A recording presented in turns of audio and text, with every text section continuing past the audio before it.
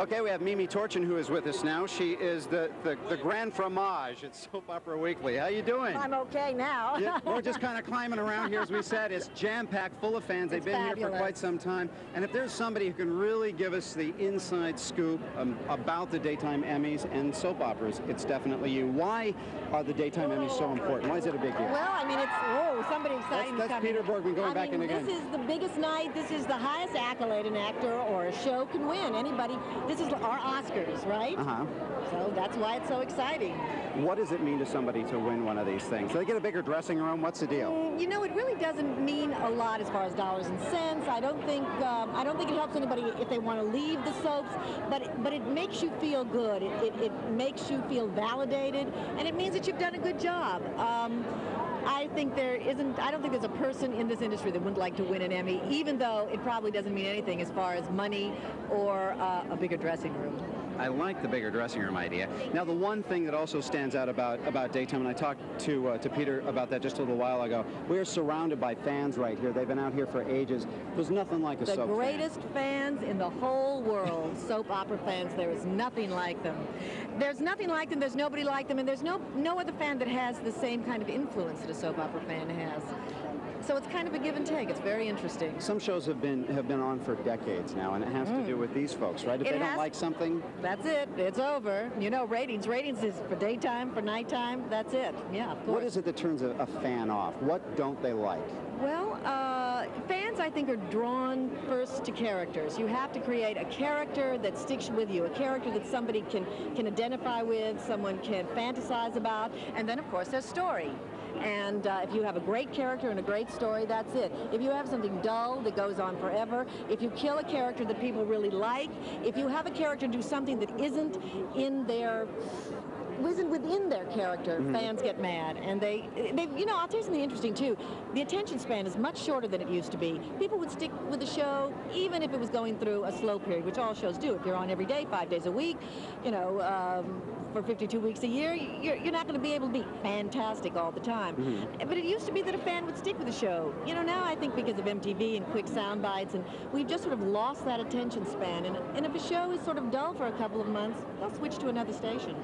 And that's very, very difficult for a lot of soap actors, because if they're not doing what the producers want or whatever, they're toast? They're out of here? Well, they are to a certain extent. The contracts, if you have a 3-year contract, you're just fine, except that every 13 weeks that contract comes up for review, and the network has the option of whether to renew you or not. I think Stars, after they've been on a year, then it's a 26-week option. So, you know, you have at least that kind of... You got a little while. A little bit. Well, folks, as I said, she knows absolutely everything about soap operas. We're going to be talking with her. A whole lot more coming to you from New York City. Now back to Dagny. Thanks. And we're going to bring back in Mimi Torchin right now. See, I told you, I'm tripping all over everything over here. They just go absolutely nuts here. Kind of a windy day here in California. Yes, it is, and you're just going to have to... New York, we're in that's New it. York. Yeah, I think that's this is Wednesday, must be New York. Exactly. Right in the middle of rush hour. I got to ask you, though, about this nomination process. She alluded to that. Tell us about the nomination process. The whole process is kind of controversial. We're always trying to figure out how to make it better, because it's really a very inexact science. As in, I think, all of award ceremonies, peers nominate peers. But the daytime business is different. I mean, we're on every day. And if actors nominate actors, when do they get a chance to see other actors? Almost never. So, consequently, the people who are the most popular, who have won before, who have the best press, who are the best known, are the people who keep getting nominated. Now, Soap Opera Weekly tried to do something to help out. We did a For Your Consideration piece that we sent out to all the actors, where we described some of the storylines, named some of the actors that we thought were overlooked. And we sent them to all the actors to tell them to try to tune into some of these performances, to give them a little bit better overview. That's why the same people are nominated over and over and over again, because when do these people have a chance to see other performances? Never. They work all day. It's very, very difficult. Yes. Because they're hours. People don't realize the hours that they put in. They work like dogs, okay? Just like dogs. Just like dogs. Yes. And, you know, so a lot of people are overlooked who really, really should have the opportunity to be in the Emmy nomination hierarchy, who should be nominated. Susan, of course, Susan Lucci will probably be nominated till she dies. I'm sure that she's the first name anybody marks down on their ballot. You're allowed to nominate 5 people, 3, maximum of 3 from your 2 from your own show. And I'm sure the first name that goes on everybody's ballot is Susan Lucci. But why isn't she winning? Well, you know what I think? I think they just like to keep dragging it out because it's great and everybody talks about it. Well, yes, that's part of it. You know, but I don't think there's a conspiracy. There are people who said, oh, it's a conspiracy. No one's going to give it to Susan. They're just going to see how long she'll put her name up for nomination.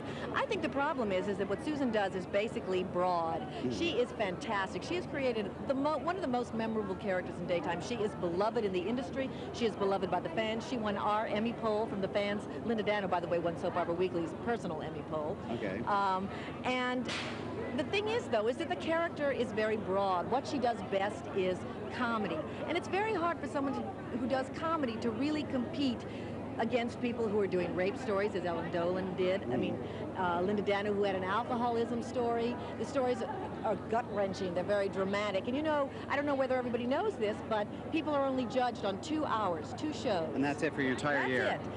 And that's the other inequity, you see, is that somebody can do fantastic work all year round and perhaps not pick the 2 greatest shows for their Emmy, and they don't have a chance. Someone who's mediocre or is only on maybe on the front burner for 2 months of the whole year will have 2 of the greatest months of their lives. They'll have shows that will knock your socks off, and they'll win. So what it really is best actress, best actor in 2 hours. Fantastic. We're going to continue getting the inside scoop from Mimi Torchin when we come back. Dagny, back to you in Los Angeles. All right. First of all, let me grab Mimi Torchin to pop on in here. We were talking about the nomination process a little while ago. Exactly what is the voting? Okay, the voting, they impanel anywhere from 10 to 40 people called blue ribbon panels to view the tapes. And supposedly the people are actors viewing actors, writers, but it doesn't always work that way. They watch all of these hours of tapes and then they vote.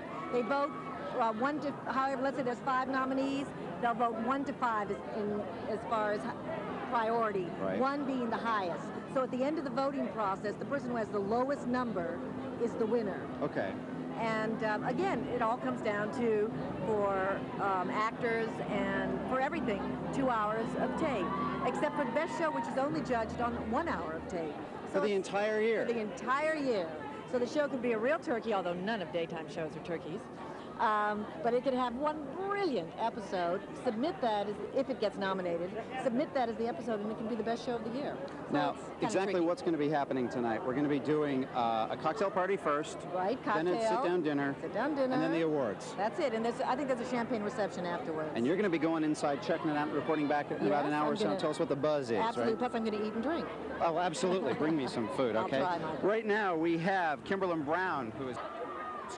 I don't know, Dagny. It's, you know, Mimi Torchin knows. Mimi Torchin knows everything. Mimi, come on in. It's impossible for me to know who absolutely every single soap star is. Tell us who Cooper is. Well, Cooper is on Loving, Michael Weatherly, yes, and he's very, very cute. And one of the guys that went in there, Paul Anthony Stewart, is one of the oversights. No one from Loving was nominated, and he's a fabulous actor. Why do you think long, that is? curly hair. Because it's the lowest rated show, and you know, what can I tell you? It's sort of a popularity contest. It's who knows who and who gets the most publicity. Loving doesn't get that much publicity. So what have you seen so far? You popped inside where we're out here. Yeah, it's much more exciting out here. I mean, this is where it's happening. This is where it's hip, right? In there, everybody's having a little champagne, some Perrier. Drake Hutchison is in there, I don't know, and he must have signed about 40 autographs the first 4.5 minutes I was there. But I couldn't wait to get back out here where it's really happening. And to you, Michael. Oh, I know, Mimi. She was longing for me. Are the people inside the hotel, they seem to be pretty excited about it as well, even asking for autographs in there? Yeah, well, you know, there's fans in there. So they ask anybody that they recognize for an autograph, even some people that they don't recognize. I got asked for an autograph. I know, we got out of our car, and they went crazy. Jackie Zeman and her husband, Glenn. Jackie Zeman is on General Hospital. She plays Bobby. Actually, I watch GH all the time. Oh, sorry, Michael. So, I know. Sorry. It was just that I didn't know who Cooper was. I couldn't help it. Now tell us what's going to be happening tonight. Now they're doing the cocktail party now, right? No. Now they've corralled everybody into dinner, and then as soon as they put the plates and put them away and put them and pull them away, they'll corral everybody and push them towards the auditorium. And because they want everybody seated by about 8:30, but usually it's about 10 of 9 that they get the last people shoveled into their chairs. And then the show starts live. The show starts. Live from New York, the 20th Daytime Emmys. ABC. On ABC. As well. Right. Well, Dagny, I think I'm going to toss it right on back to you. All right, Michael, thanks a lot.